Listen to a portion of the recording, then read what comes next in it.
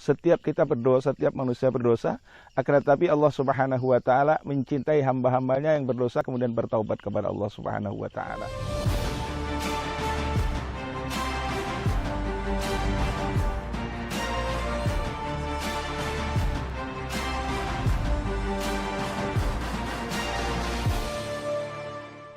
A'udzubillahi minasyaitonirrajim. Bismillahirrahmanirrahim. Wasari'u ila maghfiratin min rabbikum wa jannatin 'arduhas samawati wal ardu u'iddat lil muttaqin. Allah Subhanahu wa taala berfirman, wasari'u ila maghfiratin min rabbikum, dan bersegeralah pada ampunan Tuhan. Wa jannatin 'arduhas samawati wal ardu, dan surga yang oleh Allah Subhanahu wa taala dikatakan luasnya seluas langit dan bumi. Wa'iddat lil muttaqin, disediakan buat orang-orang yang takwa. Sesungguhnya kata-kata langit dan bumi itu bukanlah seluas itu, akan tapi kebiasaan orang-orang Arab apabila mengatakan sesuatu yang besar itu seluas langit dan bumi. Berarti apa? Lebih besar sebenarnya dari langit dan bumi. Itu adalah surga yang disediakan buat orang-orang bertakwa. Akan tetapi di awal ayat mengatakan sari'u ila maghfiratin min rabbikum, segeralah untuk mencari ampunan dari Allah. Setiap kita berdosa, setiap manusia berdosa, akan tetapi Allah Subhanahu wa taala mencintai hamba-hambanya yang berdosa kemudian bertaubat kepada Allah Subhanahu wa taala.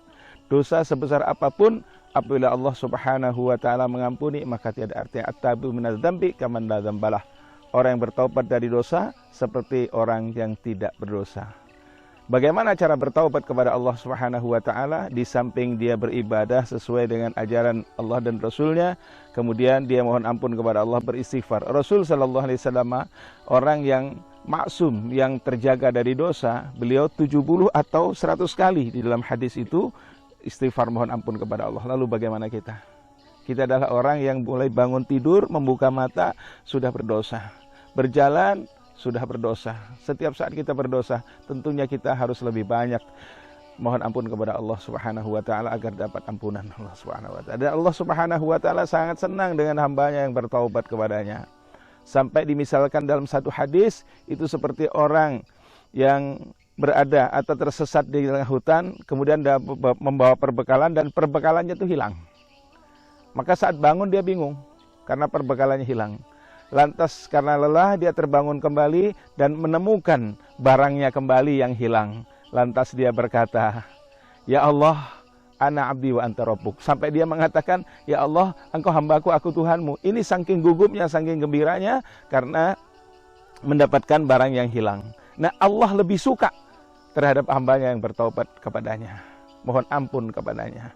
Oleh karenanya, mari kita bersama-sama belajar untuk mohon ampunan dari Allah Subhanahu wa taala setiap saat, setiap waktu, pagi dan sore, minta ampun kepada Allah Subhanahu wa taala agar kelak saat menghadap kepada Allah Subhanahu wa taala kita tiada dosa lagi. Dan harapan kita diampuni oleh Allah Subhanahu wa taala sehingga dalam keadaan menghadap kepada Allah itu dalam keadaan husnul khatimah dan masuk dalam ridhonya Allah Subhanahu wa taala, dalam surganya Allah bersama baginda Rasulullah sallallahu alaihi wasallam. Semoga bermanfaat.